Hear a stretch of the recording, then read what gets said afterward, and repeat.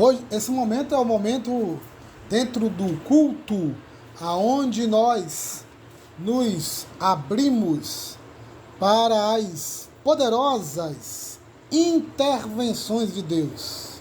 Esse é o momento aonde nós iremos ouvir a doce voz do Eterno. Pensando nisso, preparemos os nossos corações, nossas mentes, nossos sentimentos, até porque a salvação é integral,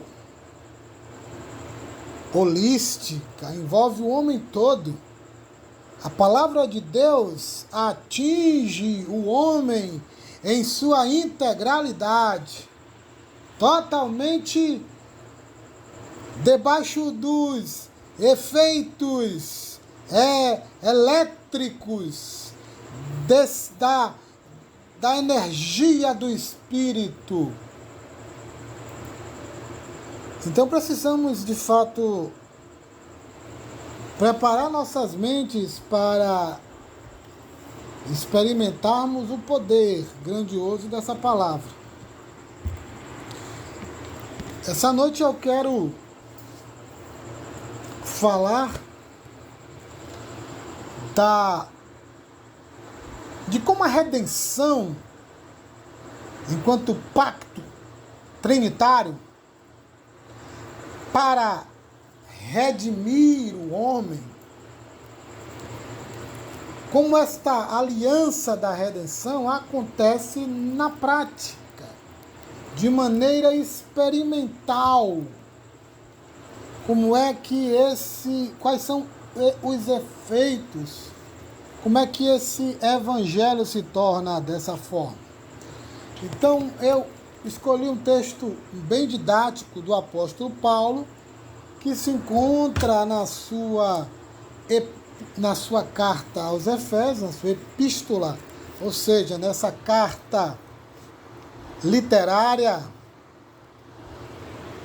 E vamos então, a partir dela, compreender como acontece a redenção na vida da humanidade, do homem caído. Diz assim a palavra de Deus, a perícope, ou seja, o texto que nós iremos ter como referência para nossa exposição, é o capítulo 2, do versículo 1 ao versículo 10. E vos vivificou, estando mortos em transgressões e pecados, nos quais, no passado, caminhastes conforme o curso deste mundo, conforme o príncipe das potestades do ar, do espírito que agora opera nos filhos da desobediência, entre os quais também todos nós vivíamos, em tempos passados, nos desejos da nossa carne, fazendo a vontade da carne e da mente, e éramos por natureza filhos da ira, como os outros também. Mas Deus, que é rico em misericórdia, pelo seu grande amor com que nos amou, estando nós ainda mortos em nossos pecados, nos vivificou juntamente com Cristo, pela graça sois salvos, e nos ressuscitou juntamente com Ele, e nos fez assentar nos lugares celestiais em Cristo Jesus, para mostrar nas épocas vindouras as abundantes riquezas da sua graça, pela sua benignidade para conosco, através de Cristo Jesus. Pois pela graça sois salvos por meio da fé. Isso não é de vós mesmos, e sim é dom de Deus, não de obras, para que nenhum homem se glorie, porque somos feituras sua, criados em Cristo Jesus, para as boas obras, as quais Deus estabeleceu para que andássemos nelas. Então aqui nós vemos, nessa porção do capítulo 2, Paulo tratando de forma profunda e conceitual os processos que envolvem a restauração do homem caído por meio da experimentação desta aliança da graça, gestada em sua execução pelo Espírito, pelo Ruach Lekadosh, pelo CEO desta aliança, tornada legalmente presente, efetiva na mediação de Jesus, o Messias, no seu messianismo, na sua obra passiva, quando aceita a cruz e a morte, e de modo ativo quando vive uma vida absolutamente obediente, fazendo a vontade do Pai. Dessa forma aqui nós vemos como é que então essa aliança garantida por Jesus e executada pelo Espírito se torna efetiva, se torna presente, se torna concreta nas nossas vidas. Como Jesus nasce e vive em nós, como nos tornamos evangelhos ambulantes, como esta redenção redime e mostra seus frutos saborosos nas nossas vidas. Como isso acontece? E você olhando para esse texto, a primeira resposta é que esta aliança da redenção se torna real, experimental em nossas vidas, quando experimentamos a recepção em nosso ser da nova vida. Tudo começa com a vida espiritual que o Espírito insere em nós.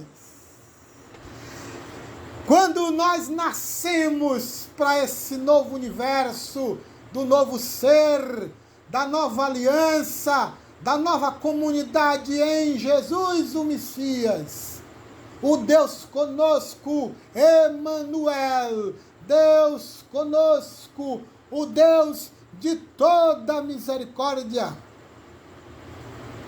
El Malech Hami, o Deus de toda misericórdia. Paulo diz, começa quando?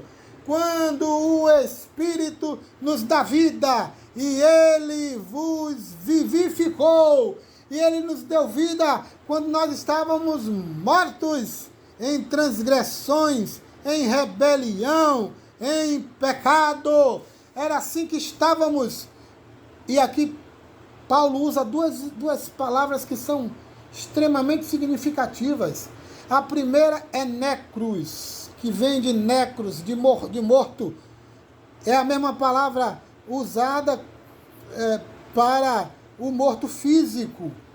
Paulo aqui faz uma analogia, ele diz, olha, assim como o morto está ali, daquela condição que você vê quando você encara um morto, é assim que está o ser humano caído. Essa é a primeira palavra que dá para nós, que lança luz e que de fato clareia de modo intenso o significado profundo da nova vida. Porque às vezes falamos disso, de novo nascimento, nova vida, mas fica parecendo um discurso apenas. Mas de fato há algo muito milagroso, algo muito divino, divinal, que acontece na vida do ser humano quando ela é invadida pela vida, quando ela é invadida pelo poder da vida espiritual que decorre do trono de Deus e é aplicada como raios profundos e poderosos nas nossas vidas, no nosso coração, fazendo o coração pulsar o nome de Deus, pulsar em adoração, pulsar em louvor, faz com que nossa mente entenda o mistério Jesus. consiga compreender que Ele é a preciosidade, que Ele é o nosso bem maior, que Ele é a nossa pérola que não tem preço, que vivemos para Ele, somos saturados com o sentimento do sagrado, igual a Pedro, e quando viu os rasgos da majestade sublime do Messias, ele se afasta de Senhor, se afaste, porque eu sou um homem pecador, e Tu és Deus. Igual Isaías que vê o Senhor e que vê o Rei. Ai de mim, estou perdido, porque eu sou um homem de lábios impuros, eu habito em meio de homens de impuros lábios, e eu vi o Rei, o Senhor dos Exércitos. Essa vida que faz com que enxerguemos o Rei, isso marca visceralmente as nossas vidas. Precisamos entender que era assim que estávamos. Aí Paulo faz a segunda palavra importante, que é paratomam-se. Paratomam-se quer dizer caído ao lado, jogado, desprezado, sem nenhuma perspectiva de mudança, caído como um ninguém, desamparado. Foi assim que o Senhor e Sua graça nos alcançou, sem nenhum merecimento, sem nada que nos abone, e nesta condição Ele nos dá vida. Paulo vai lembrar isso. E é interessante que lá em Colossenses ele vai dizer a mesma coisa. Bom, eu vou ler o texto ipsilíteris. E quando vocês estavam mortos nos seus pecados e na incircuncisão da carne, Ele lhes deu vida juntamente com Cristo, perdoando todos os nossos pecados. O perdão vem antes da vida. E quando ele é ministrado a vida que está conectada em Jesus, por isso que a expressão juntamente é muito importante. Juntamente com Cristo, a vida brota.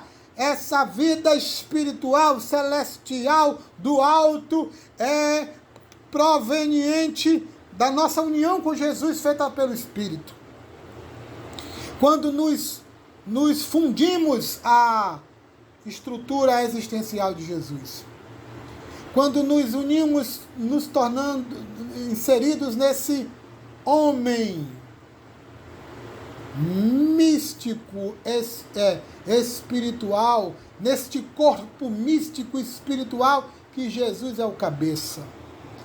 Sua igreja mística universal, quando estamos inseridos, estamos vivendo essa união com Jesus, mas que começa na individualidade da total renúncia e entrega a esta vida, a esta recepção. E Paulo vai dizer que nós, de fato, essa morte, ela era evidenciada em nossa rebelião, ela se evidenciava na nossa obediência, a quem obedecíamos, e de fato estávamos dirigidos por Satanás e suas opressões e direções e ideologias, também pelas muitas vozes dentro de nós, de nossa natureza caída, e essas estruturas mentais obsessivas servindo os valores do reino caído, das trevas. Tudo isso estava presente como uma rede e um grande sistema que engolia o ser humano. Era assim que estávamos. Era essa a condição. A verdade, eu ouvi certa vez o reverendo David Dockers, professor renomado de teologia, falando que sem Cristo as pessoas não têm vida espiritual de verdade. Podem até falar de vida espiritual, podem até ter um bom discurso interessante, religioso, espiritual, mas não tem vida espiritual de verdade. Eu digo mais que nessa condição, a parte mais vital da nossa personalidade está morta. Está em sombras, como dizia, nessa alienação em sombra, que Lacan vai destacar, mas que a Escritura dá muito mais significado. Spurgeon dizia que era a nossa roupa de sepultura, a roupa que estávamos embrulhados. Entendeu como é complicado isso? A gente precisa vivenciar esse negócio. Isso precisa ser algo real que entre em nossas vidas. Mas há uma segunda experiência, queridos, sobre isso, que é experimentando o poder e a capacitação da ressurreição de Jesus. Glórias ao Senhor. Vamos dar uma olhada? Versículo 6. Aí Paulo continua dizendo: e nos ressuscitou juntamente com ele e nos fez assentar nos lugares celestiais em Cristo Jesus, para mostrar nas épocas vindouras as abundantes riquezas da sua graça, pela sua benignidade para conosco através de Cristo Jesus. Então, Paulo está dizendo que a gente experimenta a redenção quando nos unimos, quando somos inseridos nessa videira espiritual, celestial, divina, que é Jesus, e dela extraímos a seiva preciosa que nos faz arborar espiritualmente, crescer como homem espiritual, se expandir e se estruturar como efetivos cidadãos da celestialidade. Paulo nos dá duas palavras extremamente importantes aqui nesse texto. A primeira delas é sinegiren. A expressão sinegiren quer dizer levantou junto com. Ou seja, ele está dizendo que nós nos levantamos juntamente com a ressurreição de Jesus. Ou seja, esse poder da ressurreição, ele é o capacitador, a geratriz para a nossa ressurreição espiritual. E nos levantamos ouvindo a voz tronituante do nosso Mestre, do nosso Senhor, do nosso Deus, Jesus Cristo de Nazaré. A Ele a honra, o louvor e toda exaltação. Sinegiren, nos levantamos juntos, ressuscitamos com o Senhor. A outra expressão é sinekatsen, que quer dizer assentar junto com, nos céus.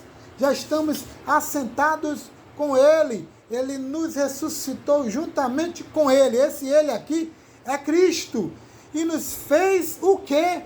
Assentar com quem? Com Ele, Jesus, nos lugares celestiais. Em Jesus. Glórias o Messias. É interessante que o verbo usado aí nessas duas ações é indicativo auristo.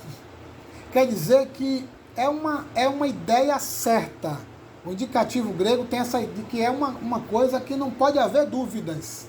Não pode haver dúvidas que nos levantamos juntamente com a ressurreição de Jesus em ressurreição.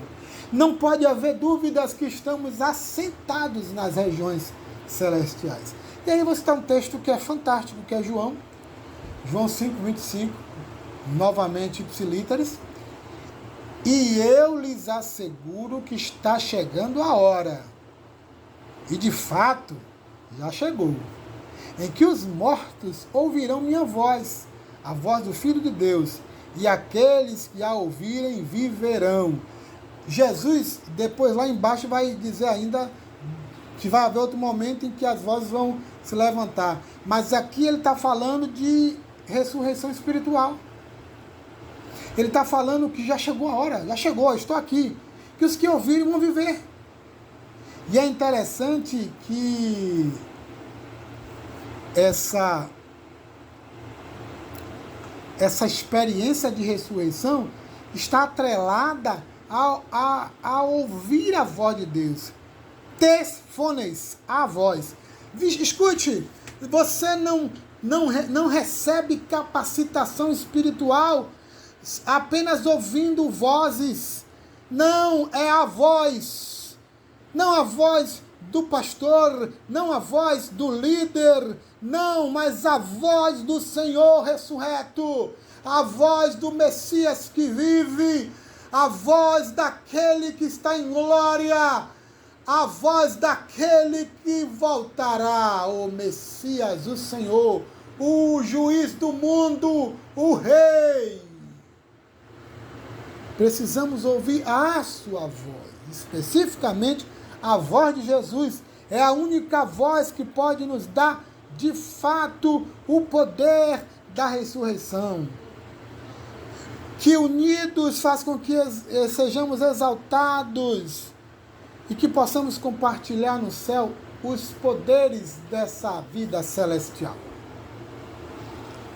Eu me lembro de uma experiência que tive em meu ministério, de uma pessoa que já tinha muito tempo na igreja, mas que continuava ainda vivendo uma vida altamente fracassada, interiormente desastrosa.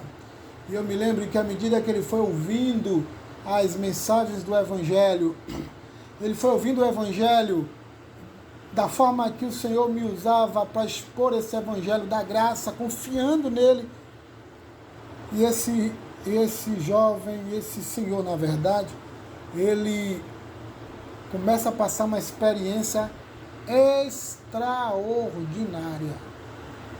E aquele evangelho muda, altera pensamento, atitude e torna aquele homem efetivamente um seguidor de Jesus. Escute, tem muita gente em nossas igrejas que só são membros, mas não são seguidores de Jesus. Ainda não possuem essa vida de Cristo pulsante dentro de si. Porque ela é fruto de se ouvir essa voz. De ouvir essa voz poderosa de Jesus. De ouvir e experimentar essa voz poderosa. Eu queria encerrar ainda falando que nós experimentamos desse poder do Evangelho Redentor das nossas vidas quando experimentamos o poder da fé voltada para Cristo. O versículo 8 diz: pois pela graça sois salvos. Pronto, pela graça. Mas como essa graça se torna nossa graça? Graça real, graça maravilhosa, graça abundante. Aí Paulo vai dizer: por meio da fé, através da fé, e apenas a fé. Não são obras, nem virtudes, nem qualquer outra coisa dessa monta, mas é a fé exclusiva e direcionada para Cristo Jesus, o nosso Salvador, para Cristo Jesus, o nosso Senhor, o nosso Redentor. Paulo vai dizer que a fé é o instrumento executivo, é a causa executiva formal, por meio da qual o Espírito gera mudanças exponenciais, extraordinárias, mudanças transmigradoras na nossa essência e que transborda para os nossos relacionamentos, para a nossa forma de enxergar o mundo, as pessoas, o próprio Cristo, e efetivamente a nossa jornada se transforma. Pax tenebra lux, após as trevas, luz.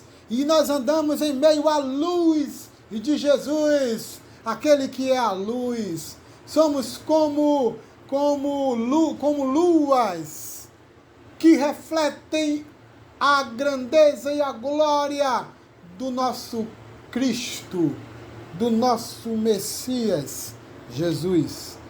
O autor de Hebreus, no seu capítulo 11, onde ele vai dar destaque à fé, ele diz assim, no começo desse capítulo, primeiro versículo: ora, a fé é a certeza de que haveremos de receber o que esperamos e a prova daquilo que não podemos ver. Fé não é apenas certeza, ela também é prova. Por isso que não precisamos de milagres para reconhecer a presença e a glória de Jesus. Milagres são consequências do andar com Cristo, é a mão de Deus abençoando nossa jornada, mas não precisamos dele para confessar nosso amor a Jesus, confessar a nossa adoração a Ele, confessar que Ele é o nosso único valor, que nós temos de fato a Ele como nosso manancial, como nosso tesouro. Nosso tesouro é Jesus, nosso Senhor. Nós o amamos e esperamos o seu retorno ansiosamente. Nós clamamos como corças,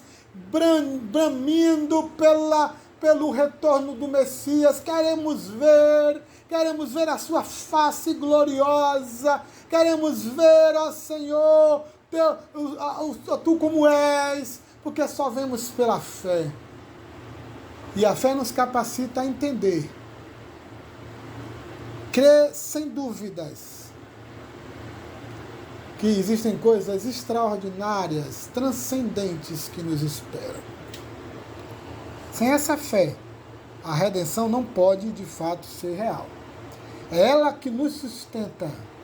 Não são promessas ou coisas parecidas, é a fé no Messias, voltada para Ele, que é o autor e consumador desta fé sobrenatural, desta fé capacitadora, perseverante, que nos acompanhará até o final, habilitadora, porque faz com que experimentemos da grandiosidade e misericórdia do amor do Senhor, do nosso Deus Trino, que nos ama e preparou essa tremenda e majestosa salvação.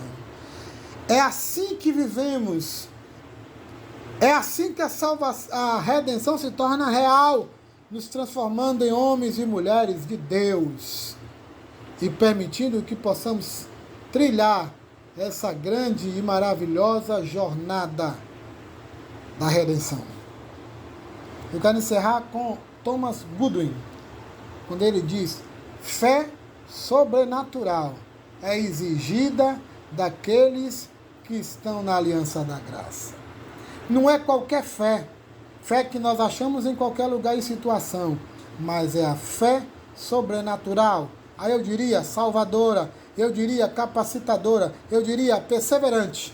Essa fé que qualifica até o final o eleito, o homem e a mulher de Deus, que de fato nós carecemos e precisamos viver para que a salvação seja algo real em nossas vidas. Oremos.